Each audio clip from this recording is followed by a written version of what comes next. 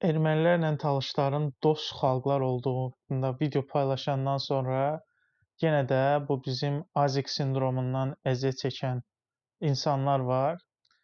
Başlayıblar yenə axmaq şərhlər yazmağa.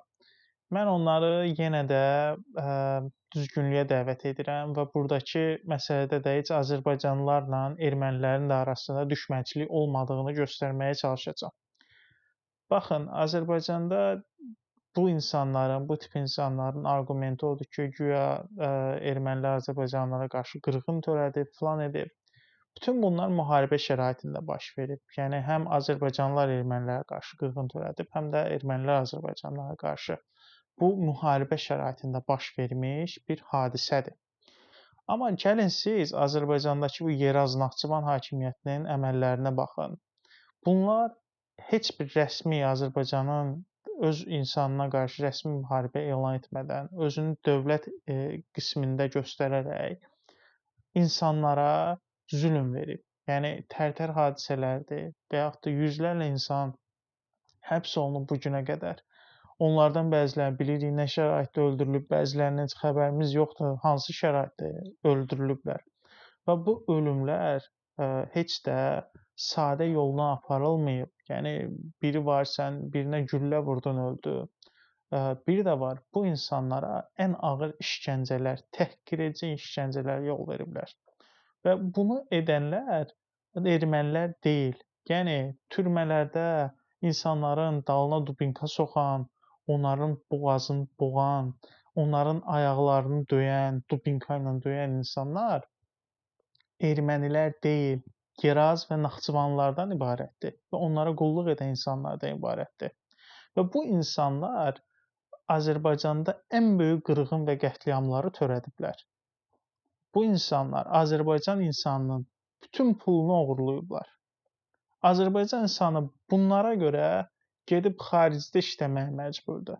Xaricdə pul qazanmağa məcburdur. Baxırsan Amerikada, Avropada nə qədər uğurlu azərbaycanlılar var. Amma Azərbaycanda bunu edə bilmirlər. Nəyə görə? Çünki Yerazlarla Naxçıvanlılar buna imkan vermir. Və yenə də siz bədbəxt cəmaət gəlib danışırsınız ki, ermənilər bizə bunu elədi, bunu elədi, onu elədi. Ermənilər 30 ildə Azərbaycanda yoxdular. Bunlar biri də Azərbaycan hakimiyyətində təmsil olunmur. Hamısı Yeraz və Naxçıvanlılardır. Əgər həqiqətən də erməni deyirsinizsə, yəni Azərbaycan hakimiyyətində erməni olduğunu iddia edirsinizsə, buyurun etiraz eləyin, buyurun səsinizi çıxardın. Bunlara etiraz edə bilməyib, gəlib talışların hansısa bir söz deməyindən danışırsınızsa, bu sizin zəifliyinizdir, bu sizin qorxaqlığınızdır, bu sizin axmaqlığınızdır. Yenə deyirəm, bu tip insanlar Azik sindromundan əziyyət çəkir. Azik sindromu nədir?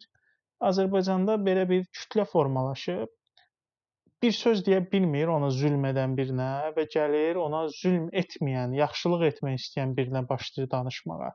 Azərbaycanda da bu tipdə kütlə var. Misal üçün, insan haqları fəalları var, talış fəalları var.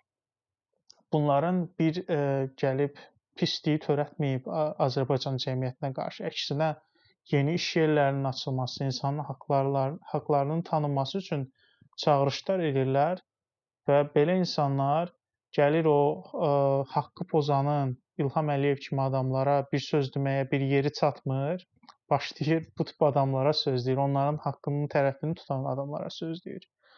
Bu ağaya tabe olmaq, bu ona zülm edənə məhəbbət duymaq hissidir.